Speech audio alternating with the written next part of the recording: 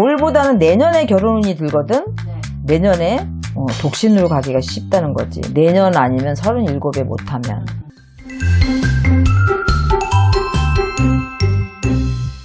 선생님. 네.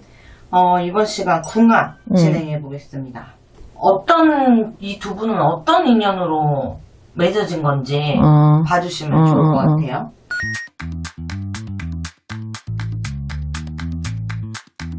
남자 이씨입니다.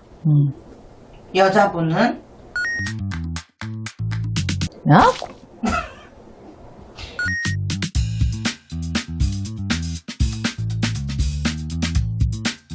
여자 이씨입니다.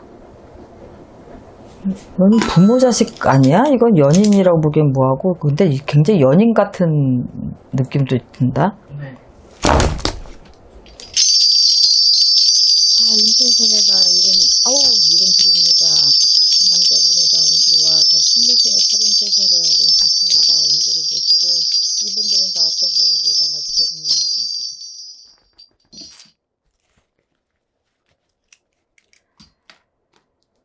72 임진생 이분은 고생을 굉장히 많이 한 분이야.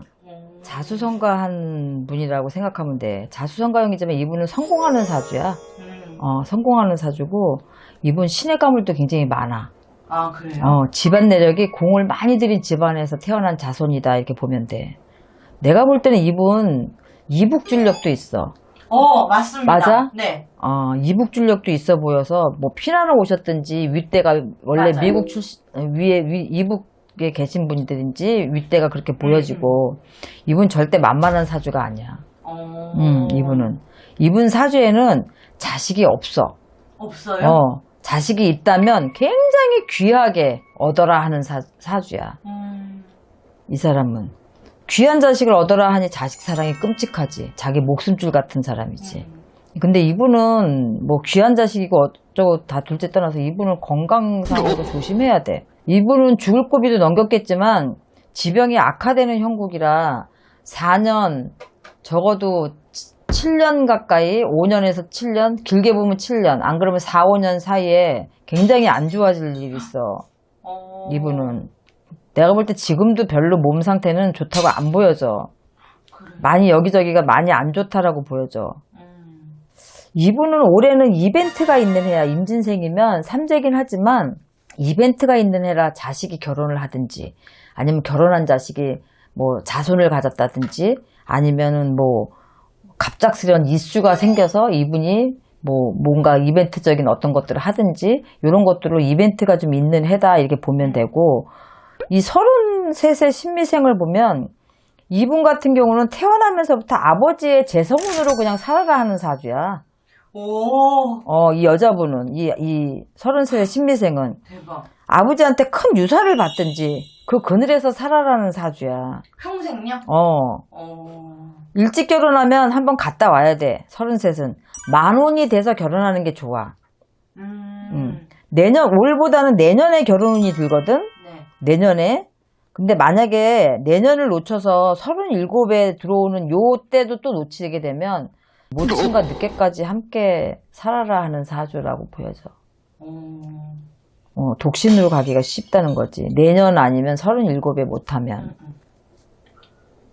이 두 분은 내가 볼 때는 딱 나와 있어. 부모 자식이라는 게. 왜냐면 이 남자분 72의 임진생이 이 33세 신미생한테는 굉장히 귀한 자식이기도 하지만 이 딸 또한 아빠를 어떻게 하질 못해. 이 딸은 아빠의 재성운으로 살 수밖에 없어. 그러니까 아빠를 무시할 수가 없는 거고, 또 이분 같은 경우는 자기 목숨과도 같으니까. 이 두 분은요, 너무 확실하게 점사가 나와가지고 남자분은 뽀시기 아저씨 이용식 씨. 내가 딱 보는 순간 그렇겠다 생각했어. 왜냐면 이게는 사주를 처음에 딱 놨을 때는 연인인가 봤는데 연인 같아도 보여. 사랑이 끔찍하니까 연인 같아도 보이는데, 아빠 보고 자식 보니까 밑에 보니까 이거는 부모 자식이다. 이수민 씨 여자분은 지금 아주 공개적으로 막 반대하시고 이러셨다가 같이 그 원혁 씨랑 미스터 트롯 무대에도 서시고 이러고 있잖아요. 올해는 이벤트가 있는 해라 그런 것들은 있을 수 있어. 근데 이 강제로 이 아빠의 마음을 움직이려고 하면 안 돼. 시간을 좀 줘야 돼. 왜냐면 이걸 받아들이기가 이분은 너무 힘들어. 왜냐면 사주 자체에 이분은 와이프가 있어도 자식 때문에 사는 사람이지 와이프 때문에 사는 사람이 아니야. 그만큼 자식이 이분한테 차지하는 비율이 전체 다라고 생각하면 돼. 애착이 너무 많기 때문에 자기 생명줄 같은 사람인데 누구한테 준다? 물론 뭐 애틋한 딸이니까 좋은데 시집 보내고도 싶겠지. 어떻게 보면 시집을 보내기 싫을 수도 있어. 그냥 자기가 그냥 끼고 있고 싶은 거지. 어디로 보내는 것보다. 그러면은 천상 대릴 사이를 드리는 게 좋아.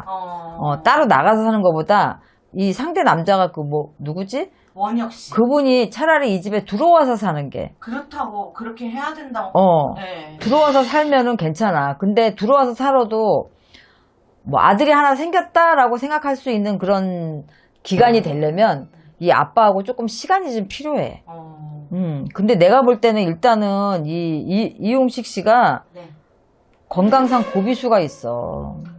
큰일이네요. 따님이 이 식사하시는 거나 이런 거 엄청 잔소리하고 막 이러더라고요. 그러니까 이런 부분을 아빠는 절대로 남의 집에 시집을 얘를 못 보내니까 남자가 들어와서 살 수밖에 없고 같이 산다 하더라도 남자가 힘들겠지 그러면. 당연히 남자는 힘들겠지. 근데 각오를 해야 되고 일은 둘이신데 건강상으로 굉장히 안 좋아. 이 삼재 나가면서 진짜 큰일이 한번 있을 수 있어. 그러니까 조심하셔야 돼. 이렇게 되면 이제 꺾일 수밖에 없지. 근데 내가 걱정하는 건 뭐냐면 이제 내년에 결혼을 만약에 못하게 되면 허락을 해서 올해 결혼하기는 쉽지 않아. 내가 볼 때는. 네. 그런데 내년에 결혼을 만약에 하게 되면 다행인데 내년에 못하게 되면 37에 결혼을 할 시기에 한 번 더 들어와 있다고 그랬잖아. 그 시기에 만약에 아빠가 잘못되게 되면 그런 것들이 혹시 딸을 입장에서는 자기 때문에 아빠가 이렇게 됐나라는 죄책감 때문에 오히려 결혼을 포기할 수도 있다라는 얘기지. 그래서 엄마랑 살기가 쉽겠다라고 내가 아까 나왔던 그 얘기가 그럴 수도 있다라는 거지. 내년에 해야겠네. 내년에 해야 돼.